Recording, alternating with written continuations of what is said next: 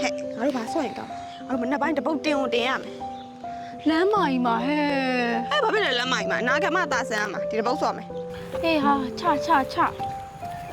ဟုတ်လေငါငါ့ကိုညိုးညင်နေရလဲ ညွညင်ဦးနော်ဆော့နော်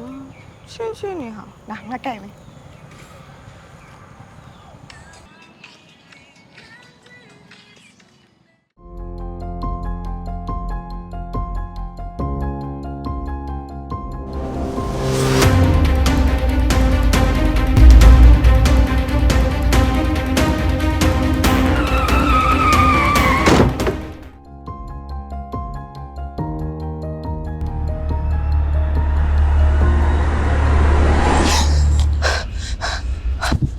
ဘယ်ရောက်နေလဲ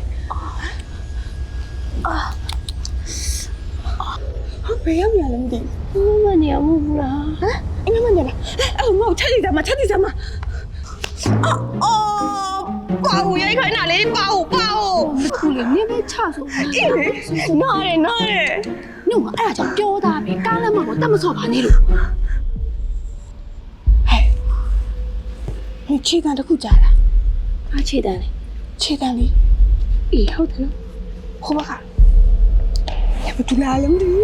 လာဒီဘက်ကိုလာ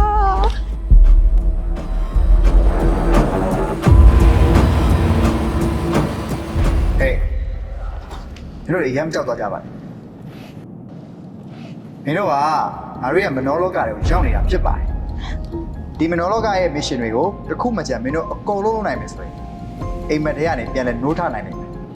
ရှင်မတူလဲဘာကြီးလာပြောညာလဲကျမတို့ပြည့်မှာဒါအိမ်မက်နေတာဘာဖြစ်နေရတော့နေရော အိမ်မတည်းကမမြန်လုံးထားအောင်လို့ အာမြဲလေကွိုင်ပဲ ကဲမင်းတို့ယူထားရတော်လိုက်တော့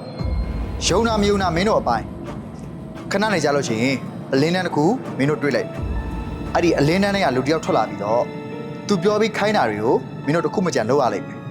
လုပ်နိုင်လို့ရှိရင်တော့အိမ်မက်ကနေပြန်လဲနိုးထနိုင်လိမ့်မယ်ကဲလို့သူခိုင်းတဲ့မရှင်တွေတစ်ခုမှမအောင်မြင်ဘူးဆိုရင်တော့